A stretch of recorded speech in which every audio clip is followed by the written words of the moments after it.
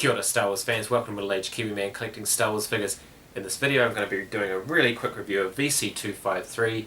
It's the Jedi Fallen Order Heavy Assault Stormtrooper. It's a Stormtrooper, it's got the definitive sculpt, it's got the definitive helmet, it has rocker ankles. I know they've been releasing a few of those with rocker ankles now, and it has a minigun. I love miniguns. Terminator 2, The Predator, all those great movies have miniguns, so let's get into it.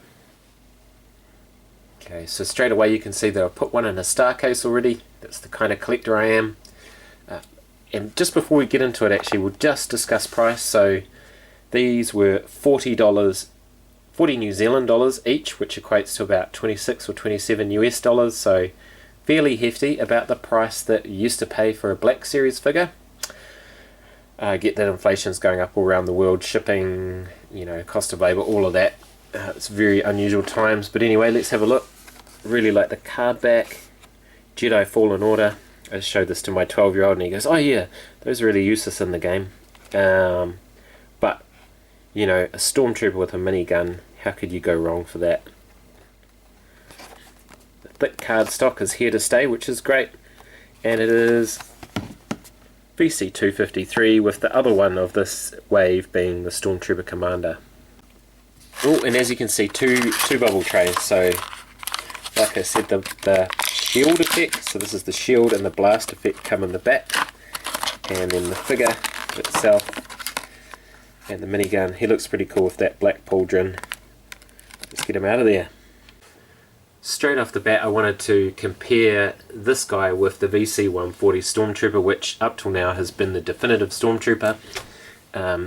His legs are in a bit of a funny angle, but anyway, so essentially they are very similar figures. The new one, the Gaming Greats one on the left, I don't know if you can see it on camera, but it's actually a very bright white, brighter than the VC140. And the other thing is, if we look into the shins, this one of course has rocker ankles, and so the shin guards look a bit more like how they looked in the original trilogy, and these are the Rogue One flared shins. I didn't mind those. I know a lot of people really didn't like the flared shins, but I didn't think they were too bad. I did have a wee bit of trouble standing this guy up initially. So apart from the rocker ankles, he does have the older style hips, so I mean that is a thing. There's still the swivel in the thigh, but the older style hips, not the new ones. But a fantastic figure so far, really liking it. Okay, normally I wouldn't do this kind of stuff on camera, I'd just get it all set up and then start the shot, but I kind of want to demonstrate this. So this is an amazing looking minigun. It really is. It's got the top handle, it looks fantastic. Problem is that this trigger finger has been sculpted for an E11 blaster. This is not an E11 blaster. Second problem is this made of this really gummy plastic, so it is really tricky to get it in his hand. So, to play around with it a bit more, but you can see if you just try and force it in, the handle's going to bend around. And finally, it is in. So, I can see now what Chris from Bantha Skull talks about when he talks about figures not being fun to pose. Like, actually getting the hands around the trigger was not a lot of fun, but you can see I've got it in there pretty well now, and it's a pretty good minigun stance. The trigger hand was the hardest to get in. The top hand, because of the articulation of the Stormtrooper, which is so good, means that you can get the wrist around to hold on to that handle, so I'm pretty happy with that. I am not going to be taking the minigun in and out of this figure's hand. I just wouldn't recommend that. Once you've got it in, you get it in. So let's see what he looks like with the blast accessories. Okay, he looks awesome with the firing accessory. I quite like this one. Some of the blast accessories can be hit or miss. Some of the ones from the Saga collection in like 2002, they're a bit saggy and bendy, but this one is actually really cool, and I think, you know, when the light hits it, that's a pretty cool blast effect. And doesn't affect the balance of the figure too much. Okay. There he is with the shield effect on as well. I really like the blast effect. I'm not so convinced about the shield effect. I don't think it looks quite as good. And, well, it actually looks quite good from there, so it might be good for toy photography and stuff like that.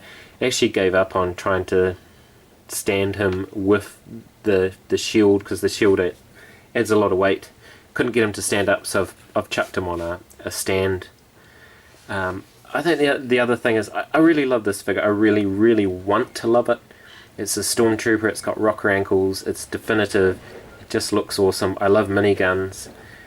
I think there's two problems with it. One is the heaviness of the shield, so I'm probably going to display him without the shield. I think it looks better without the shield anyway. And the other thing is just the gumminess of the minigun itself. And it really doesn't work with those hands, and it just feels like anytime you're trying to manipulate it, it feels like it's just going to come out of the hands. I had to really stretch the palm of the hands to get the trigger in the first place, and now I just feel like it's not secure. The Phase 1 Clone Trooper with one of the older Star Wars miniguns compared to the Gaming Greats one, the detail on that one is fantastic. Alright, final pose. Apologies that this video isn't as positive as my reviews normally are. The figure itself is fantastic. The only problem is the interaction between the hands, what they were designed for, and the weapon, and I guess that's symptomatic of Gaming Greats where it's repacks and a bit of accessories. So the issue here is the accessory doesn't interact really well with the figure. The figure's great, the accessory's great, if that makes sense, but together the combo's just not quite right. Having said that, I do have at least one more on the way, and I think it will look cool on display, and I put all my figures on a stand anyway, and the blast effect is cool, so there you go. Up to you whether you want to spend 40 New Zealand dollars or whatever it costs in America. But yeah, I'm pretty stoked though to have my very first Stormtrooper with rocker ankles. Anyway, that's enough rambling from me. I'm middle-aged Kiwi man collecting Star Wars figures. Thank you so much for watching. Ka kite, and see you on the next video.